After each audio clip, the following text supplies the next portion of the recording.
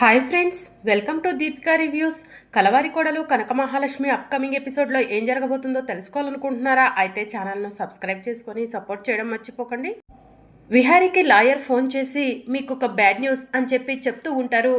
ఏంటి లాయర్ గారు అని విహారీ అడుగుతూ ఉంటాడు. చనిపోయిన కార్మికుల బంధువులు ఎంత చెప్పినా కూడా వినిపించుకోకుండా మీ పైన కేసు ఫైల్ చేశారు. రేపు కోర్టులో వాయిదా ఉంది విహారీ గారు అని చెప్పి లాయర్ చెప్తూ ఉంటాడు. సరే లాయర్ గారు, రేపు కోర్టుకు రావాలి అంతే కదా? వస్తాను. చనిపోయిన కార్మికుల బాధ్యత నాది.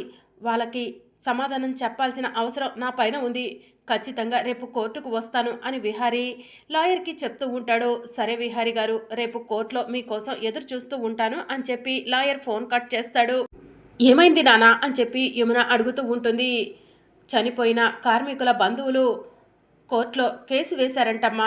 రేపు వాయిదా ఉంది, వాయిదాకి అటెండ్ అవ్వాలి అని విహారీ చెప్తూ ఉంటాడు. ఒకదాని తర్వాత ఒకటి ఏంటో ఈ సమస్యలు ఏమీ అర్థం కావట్లేదు అని చెప్పి యమున కంగారు పడుతూ ఉంటుంది.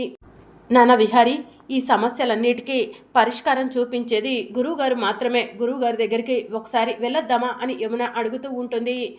సరే అమ్మా, రేపు కోర్టుకు వెళ్ళొచ్చిన తర్వాత గురువుగారిని కలుద్దాం అని విహారీ చెప్తూ ఉంటాడు. ఇక అంబిక ఆఫీస్కి వెళ్తుంది. అందరూ కలిసి అంబికకు గ్రాండ్ వెల్కమ్ చెప్తూ ఉంటారు. అంబిక అది చూసి సంతోషపడుతూ, విహారీ, నా నుంచే పవర్ లాక్కున్నావు కదా, అందుకే నీకు ఎలా బుద్ధి చెప్పాలో అలా బుద్ధి చెప్పి నీ నుంచి పవర్ని నేను దక్కించుకున్నాను అని మనసులో అనుకుంటూ ఉంటుంది. నీ నుంచి అయితే పవర్ని దక్కించుకున్నాను, కానీ ఆ లక్ష్మి అంతు తేల్చకుండా వదలను విహారీ. ఆ లక్ష్మి నా పీకే పట్టుకుంది అని చెప్పి అంబిక మనసులో అనుకుంటూ ఉంటుంది. ఇక అంబిక ఆఫీస్కి వెళ్ళగానే సుభాష్ కూడా ఆఫీస్కి వస్తాడు. కంగ్రాచులేషన్స్ అంబిక అని చెప్పి చెప్తూ ఉంటే, థ్యాంక్ యూ సుభాష్, ఇదంతా కూడా మనం ఎంతో కష్టపడితే మన వరకు వచ్చింది అని చెప్పి అంబిక చెప్తూ ఉంటుంది.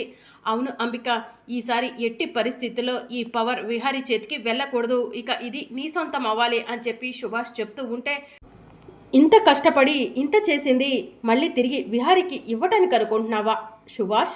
ఇది ఎప్పటికీ నా చేతుల్లోనే ఉంటుంది. ఇక ఈ ఆస్తులన్నిటినీ నేనే సొంతం చేసుకుంటాను అని చెప్పి అంబిక చెప్తూ ఉంటుంది. ఎనీవే కంగ్రాచులేషన్స్ అంబిక అని చెప్పి సుభాష్ చెప్తూ ఉంటాడు. ఇక మీదట ఆ విహారీ ఆఫీస్ మెట్లు కూడా ఎక్కలేవడు. అలా స్ట్రోక్ ఇచ్చాం కదా అంబిక అని సుభాష్ అంటూ ఉంటే, అవును సుభాష్ అని చెప్పి అంబిక అంటుంది. ఇక మరోవైపు విహారీ రూమ్లోకి వెళ్ళి కోర్టుకు వెళ్ళాలి అని చెప్పి ఆలోచిస్తూ ఉంటాడు. ఇక అప్పుడే లక్ష్మి కూడా విహారీ దగ్గరకు వెళ్ళి, విహారీ గారు, మీతో పాటు రేపు నేను కూడా కోర్టుకు వస్తాను అని చెప్పి చెప్తూ ఉంటుంది. నువ్వెందుకు, నా నుంచి ఎలాగో విడిపోవాలనుకుంటున్నావు కదా అని చెప్పి విహారీ అంటాడు. ప్లీజ్ విహారీ గారు, అన్ని విషయాల్లో నాతో అలా గొడవ పడకండి. రేపు నేను అక్కడికి వస్తున్నాను, ఏదైనా క్లూ దొరుకుతుందేమో చూస్తాను అని లక్ష్మి చెప్తూ ఉంటుంది. సరే అని చెప్పి విహారీ అంటాడు. ఇక లక్ష్మి తన రూమ్లోకి వెళ్తుంది. యమున లక్ష్మి దగ్గరికి వెళ్ళి, లక్ష్మి, రేపే కదా నువ్వు విహారీ కోర్టుకు వెళ్లాల్సింది, రేపే కదా నీకు విహారీకి కోర్టులో విడాకులు అని చెప్పి యమున అంటూ ఉంటుంది. అసలు ఆ విషయమే మర్చిపోయాను యమునమ్మ అని చెప్పి లక్ష్మి అంటుంది. వెళ్ళి విహారీని ఒప్పించు, రేపు కోర్టుకు తీసుకెళ్ళు, కోర్టులో విడాకులు ఎలాగైనా వచ్చేలా చెయ్యి లక్ష్మి అని యమున అడుగుతూ ఉంటుంది. యమునమ్మ, మీరు ఇంతలా చెప్పాల్సిన అవసరం లేదు. మీరు కోరుకున్న విధంగానే విహారీ గారి నుంచి విడాకులు నేను తీసుకుంటాను అని చెప్పి లక్ష్మి చెప్తూ ఉంటుంది. లక్ష్మి, నువ్వు ఈ సహాయం చేసి నా కుటుంబాన్ని నిలబెడితే నీ రుణం తప్పకుండా తీర్చుకుంటాను లక్ష్మి అని యమున చెప్తూ ఉంటుంది. అయ్యో, మీరు నా రుణం తీర్చుకోవడం ఏంటమ్మా, నేనే మీ రుణం తీర్చుకుంటున్నాను అని లక్ష్మి చెప్తూ ఉంటుంది. ఇక మరోవైపు విహారీ ఒంటరిగా కూర్చొని ఉంటే లక్ష్మి విహారీ దగ్గరకు వెళ్ళి, విహారీ గారు, మీతో మాట్లాడాలి అని చెప్పి చెప్తూ ఉంటుంది. ఏంటో చెప్పు అని విహారీ అంటాడు. విహారీ గారు, రేపు మనం కోర్టుకు వెళ్దాం అనుకున్నాం కదా, అంతకంటే ముందు మన విడాకుల గురించి కోర్టుకు వెళ్ళాలి అని చెప్పి లక్ష్మి చెప్తూ ఉంటుంది. లక్ష్మి, అసలే నేను టెన్షన్లో ఉన్నాను, ఇంకా ఎందుకు లక్ష్మి నన్ను టెన్షన్ పెడుతున్నావు అని విహారీ అంటాడు. ప్లీజ్ విహారీ గారు, రేపు ఎలాగైనా సరే మన ఇద్దరం కోర్టులో హాజరవ్వాలి అని లక్ష్మి చెప్తూ ఉంటుంది. ఎందుకు లక్ష్మి ఇంత పంతం పట్టుదలతో ఉన్నావు, నా నుంచి ఎందుకు విడిపోవాలనుకుంటున్నావు అని విహారీ అడుగుతూ ఉంటాడు. ప్లీజ్ విహారీ గారు, మీరు సహస్రమ్మ సంతోషంగా ఉండటమే నేను చూడాలి, అంతకు తప్పి నాకు మీకు మధ్య ఎలాంటి బంధం లేదు అని లక్ష్మి చెప్తూ ఉంటుంది. లక్ష్మి, నువ్వు లేకపోతే నేను సంతోషంగా ఉంటానని నువ్వు అనుకుంటున్నావు. కానీ నువ్వు లేని జీవితం శూన్యం లక్ష్మి. నువ్వు నా పక్కన ఉంటే నాకు ధైర్యంగా ఉంటుంది, నాకు అండగా ఉంటుంది అని చెప్పి విహారీ చెప్తూ ఉంటాడు. ప్లీజ్ విహారీ గారు, నన్ను ఇబ్బంది పెట్టకండి. రేపు ఉదయం కోర్టుకు వెళ్ళటానికి రెడీగా ఉండండి అని చెప్పి లక్ష్మి అక్కడి నుంచి వెళ్ళిపోతుంది. లక్ష్మి ఎందుకు ఇంత పంతం పట్టుదలతో ఉంది అని చెప్పి విహారీ మనసులో అనుకుంటూ ఉంటాడు. ఇంట్లో జరుగుతున్న సమస్యలు అవి చాలా అన్నట్టు కన్స్ట్రక్షన్లో జరుగుతున్న సమస్యలు, అసలు ఈ సమస్యలతో పిచ్చి ఎక్కిపోతుంది అని విహారీ మనసులో అనుకుంటూ ఉంటాడు. అప్పుడే వసుధ విహారీ దగ్గరకు వచ్చి విహారీ అని చెప్పి పిలుస్తూ ఉంటే, ఏంటత్తయ్య, మామయ్యను పోలీస్ స్టేషన్ నుంచి విడిపించి తీసుకురమ్మని చెప్పడానికి వచ్చారా అని చెప్పి విహారీ అడుగుతూ ఉంటాడు. లేదు విహారీ, లక్ష్మి నీ నుంచి ఎందుకు విడాకులు కోరుకుంటుందో చెప్పడానికి వచ్చాను అని చెప్పి వసుధ చెప్తూ ఉంటుంది. లక్ష్మి నా నుంచి ఎందుకు విడాకులు కోరుకుంటుందో మీకు తెలుసా అత్తయ్య అని చెప్పి వసుధ అడుగుతూ ఉంటుంది. తెలుసు విహారీ అని చెప్పి వసుధ చెప్తూ ఉంటుంది. ఎందుకు నా నుంచి లక్ష్మి విడాకులు తీసుకోవాలనుకుంటుందో చెప్పండి అత్తయ్య అని విహారీ అడుగుతూ ఉంటాడు. ఈ మాటలను యమున వింటుంది. ఎలాగైనా సరే విహారీకి నా గురించి తెలియకూడదు, నేను బలవంతం చేయడం వల్లే లక్ష్మి విడాకులు అడుగుతుందన్న నిజం తెలియకూడదు అని మనసులో అనుకొని వసుధా వసుధా అని చెప్పి పిలుస్తూ ఉంటుంది. ఆ వదిన వస్తున్నాను అని చెప్పి వసుధ అంటూ ఉంటుంది. విహారీ, నీకు తర్వాత అన్ని విషయాలు చెప్తాను, మళ్ళీ వస్తాను అని చెప్పి వసుధ అక్కడి నుంచి వెళ్ళిపోతుంది. వసుధ యమున దగ్గరకు వెళ్ళి ఏంటి వదిన పిలిచారు అని చెప్పి అడుగుతూ ఉంటుంది. ఏంటి వసుధ, విహారికి నా గురించి చెప్పాలనుకుంటున్నావా అని చెప్పి యమున అడుగుతూ ఉంటుంది. అవును వదిన, పాపం విహారీ సమస్యల్లో చుట్టుకుపోతున్నాడు. ఆ సమస్యలు చాలా అన్నట్టు లక్ష్మి విడాకులు కోరుతుంది. అసలు విహారికి ఏం చేయాలో అర్థం కావట్లేదు అని చెప్పి వసుధ చెప్తూ ఉంటుంది. వసుధ, విహారికి ఎట్టి పరిస్థితుల్లో నాకు నిజం తెలుసన్న నిజం తెలియకూడదు అని చెప్పి యమున అంటుంది. అదేంటి వదిన అలా అంటారు? విహారీ లక్ష్మి సంతోషంగా ఉండాలన్నదే నా ఉద్దేశం. కానీ మీరు ఎంత చెప్పినా కూడా వినిపించుకోకుండా వాళ్ళిద్దరిని విడదీయాలని చూస్తున్నారు అని చెప్పి వసుధ అంటుంది. ప్లీజ్ వసుధ, మన కుటుంబం ముక్కలు కాకుండా ఉండాలంటే వాళ్ళిద్దరూ విడిపోవాలి. విహారికి ఈ విషయం గురించి చెప్పనని నా మీద ఒట్టేయి వసుధ అని చెప్పి యమున అంటుంది. నేను వెయ్యను వదిన అని చెప్పి వసుధ అంటుంది. వసుధ చేతిని బలవంతంగా యమున తన తలపై పెట్టుకొని, నా మీద ఒట్టు వేశావు వసుధ, ఇక విహారికి నా గురించి చెప్తే కనుక నేను ప్రమాదంలో పడతాను అని చెప్పి యమున అంటుంది. ఏంటి వదిన ఇలా ఇరికించారు అని చెప్పి వసుధ అక్కడి నుంచి వెళ్ళిపోతుంది.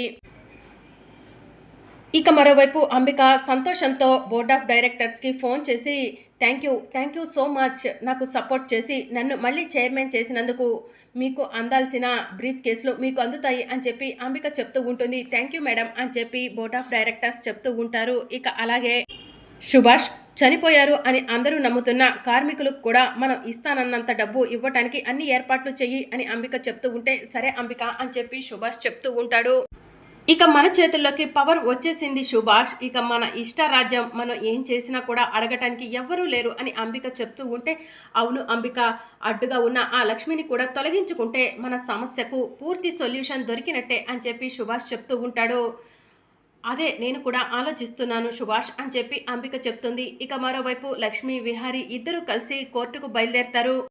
ఇక అదే సమయానికి అంబిక కూడా ఆఫీస్ నుంచి ఇంటికి వెళ్తూ విహారీ లక్ష్మిలను చూస్తుంది. ఇదేంటి లక్ష్మి విహారీ మొబైల్ కోర్టు దగ్గరికి వెళ్తున్నారు అని మనసులో అనుకుంటుంది. అసలు మొబైల్ కోర్టులో వీళ్ళకేం పని, వాళ్ళని ఫాలో అవుతే విషయం ఏంటో తెలుస్తుంది అని అంబిక మనసులో అనుకొని విహారీ లక్ష్మి వెళ్ళిన వైపే వెళ్తూ ఉంటుంది. ఇక లక్ష్మి విహారీ ఇద్దరు కూడా మొబైల్ కోర్టులోకి వెళ్ళిపోతారు. ఇక జడ్జి గారు మొబైల్ కోర్టులో కూర్చొని ఉంటే, నమస్కారం జడ్జి గారు అని లక్ష్మి చెప్తూ ఉంటుంది. ఎవరమ్మా నువ్వు అని చెప్పి జడ్జి గారు అడుగుతూ ఉంటారు. నా పేరు లక్ష్మి, ఈయన నా భర్త విహారీ గారు అని లక్ష్మి చెప్తూ ఉంటుంది. ఓ, ఈరోజు మీదే కదా కోర్టులో కేసు అని జడ్జి గారు అడుగుతూ ఉంటారు. అవును జడ్జి గారు అని లక్ష్మి చెప్తుంది. ఎందుకు మీరిద్దరు విడాకులు తీసుకోవాలనుకుంటున్నారు అని జడ్జి గారు అడుగుతూ ఉంటారు. మా ఇద్దరి మధ్య మోసపూరితమైన బంధం ఏర్పడింది, అందుకే ఆ బంధాన్ని తెగదెంపులు చేసుకోవాలనుకుంటున్నాను, ఆయన నుంచి విడిపోవాలనుకుంటున్నాను అని లక్ష్మి చెప్తూ ఉంటుంది. ఆ అమ్మాయి కోరిన కోరికకు మీరు ఏమంటారు అని చెప్పి జడ్జి గారు విహారీని అడుగుతూ ఉంటాడు. తను నా నుంచి దూరం అయిపోతే నేను సంతోషంగా ఉంటానని తను అనుకుంటుంది, కానీ నేను సంతోషంగా ఉండలేవను జడ్జి గారు. లక్ష్మి నా పక్కన ఉంటేనే నాకు ధైర్యం, లక్ష్మి నా పక్కన ఉంటేనే నేను ఏదైనా సాధిస్తాను. ప్లీజ్ దయచేసి మా ఇద్దరికి విడాకులు ఇప్పించొద్దు జడ్జి గారు అని చెప్పి విహారి అడుగుతూ ఉంటాడు. ఏమ్మా లక్ష్మి, నీ భర్తకు విడాకులు ఇవ్వటం ఇష్టం లేదంట, నువ్వేమో విడాకులు కోరుతున్నావు, ఇప్పుడు ఏం చేద్దాం చెప్పు అని చెప్పి జడ్జి గారు అడుగుతూ ఉంటారు. ప్లీజ్ జడ్జి గారు, ఎలాగైనా సరే విడాకులు ఇప్పించండి అని లక్ష్మి అంటుంది. ఇద్దరికి ఇష్టమైతేనే కోర్టులో విడాకులు వస్తాయమ్మా, ఒకరికి ఇష్టం లేకపోతే విడాకులు ఇవ్వటం జరగదు. మీకు మరి కాస్త సమయం ఇస్తున్నాను, బాగా ఆలోచించి నిర్ణయం తీసుకొని మళ్ళీ కోర్టుకు రండి అని చెప్పి జడ్జి గారు చెప్తూ ఉంటారు. ఇక విహారీ లక్ష్మి ఇద్దరు కూడా కోర్టులో నుంచి బయటికి వస్తూ ఉంటే ఎదురుగా అంబిక ఉంటుంది. అంబికను చూసి విహారీ లక్ష్మి ఇద్దరు కంగారు పడుతూ ఉంటారు. మీరేంటి అత్తయ్య ఇక్కడ అని విహారీ అడుగుతూ ఉంటాడు. అసలు మీరేంటి ఇక్కడ అని చెప్పి అంబిక అడుగుతూ ఉంటుంది. ఏం లేదత్తయ్య, చిన్న పని ఉంటే వచ్చాము అని చెప్పి విహారీ చెప్తూ ఉంటాడు. మీరేంటో చెప్పండి అత్తయ్య, ఇక్కడికి ఎందుకు వచ్చారు అని విహారీ అడుగుతూ ఉంటాడు. నేను పని మీద బయటికి వెళ్తుంటే నువ్వు లక్ష్మి కనిపించారు, మీరు ఇక్కడ ఉన్నారేంటా అని వచ్చాను విహారీ అని చెప్పి అంబిక చెప్తూ ఉంటుంది.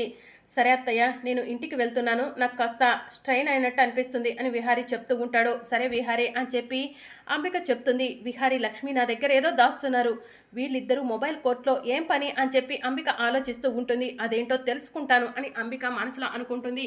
ఇక విహారీ లక్ష్మి ఇద్దరు కారులో వెళ్తూ ఉంటే గురువు గారు అలా నడుచుకుంటూ రోడ్డు మీద వెళ్తూ ఉంటారు. లక్ష్మి గురువు గారిని చూసి విహారీ గారు ఒక్కసారి కార్ ఆఫ్ చేయండి అని చెప్పి అడుగుతూ ఉంటుంది. ఎందుకు లక్ష్మి అని విహారీ అడుగుతూ ఉంటాడు. గురువు గారు విహారీ గారు అని చెప్పి లక్ష్మి చెప్తుంది. ఇక విహారీ లక్ష్మి ఇద్దరు కలిసి కార్ ఆఫ్ చేసి గురువు గారి దగ్గరకు వెళ్తారు. గురువు గారి కాళ్లకు నమస్కారం చేసుకుంటూ ఉంటే దీర్ఘ సుమంగళి భవ, దీర్ఘాయుష్మాన్ భవ అని చెప్పి గురువు గారు ఆశీర్వదిస్తారు. మేమే మీ దగ్గరికి వద్దాం అనుకుంటున్నాం గురువుగారు, మీరే ఇలా దారిలో కలిశారు అని విహారీ అంటాడు. మీరు వస్తారని నాకు తెలుసు అని చెప్పి గురువుగారు అంటారు. విహారీ షాకింగ్గా చూస్తూ ఉంటాడు. ఏమ్మా లక్ష్మి, నీ భర్తను సమస్యల్లోకి నెట్టేయాలనుకుంటున్నావా అని చెప్పి గురువుగారు అడుగుతూ ఉంటారు. లక్ష్మి షాకింగ్గా గురువుగారు వైపు చూస్తూ ఉంటుంది. నేను అడుగుతుంది నిన్నేనమ్మా, నీ భర్తను సమస్యల్లోకి ఎందుకు నెట్టేయాలనుకుంటున్నావు అని గురువుగారు అడుగుతూ ఉంటారు. నా భర్తని నేను సమస్యల్లోకి నెట్టేయడం ఏంటి గురువుగారు అని లక్ష్మి అడుగుతూ ఉంటుంది. నీ భర్త నుంచి శాశ్వతంగా దూరం అయిపోతే నీ భర్త ఖచ్చితంగా సమస్యల్లో చిక్కుకుంటాడు. నువ్వు నీ భర్త కలిసి ఉండాలి, అప్పుడే నీ భర్తకు సంతోషం, ఆరోగ్యం, ఆయుష్ అన్నీ ఉంటాయి అని చెప్పి గురువుగారు చెప్తూ ఉంటారు. అలా చెప్పండి గురువుగారు, నేను ఎంత చెప్పినా కూడా వినిపించుకోకుండా నా నుంచి దూరం అవ్వాలని విడాకులు కోరుకుంటుంది లక్ష్మి అని విహారీ చెప్తూ ఉంటాడు. చెప్పాను కదమ్మా లక్ష్మి, నీ భర్త ఆయురారోగ్యాలతో సుఖ సంతోషాలతో ఉండాలంటే నువ్వు నీ భర్త వెంటే ఉండాలి అని గురువుగారు చెప్తూ ఉంటారు. ఇక లక్ష్మి అయోమయంలో ఉండిపోతుంది. ఎవరు నిన్ను ఇలా భయపెట్టి బెదిరించి విడాకుల వరకు తీసుకెళ్తున్నారో నాకు తెలుసు, వాళ్ళకు కూడా నేను చెప్పాల్సింది చెప్తాను, నువ్వు కంగారు పడకు, నీ భర్త నుంచి దూరం అవ్వకు అని చెప్పి గురువుగారు చెప్తూ ఉంటారు. మరి అప్కమింగ్ ఎపిసోడ్లో ఏం జరగనుందో తెలుసుకోవాలనుకుంటున్నారా? అయితే ఛానల్ను సబ్స్క్రైబ్ చేసుకోండి.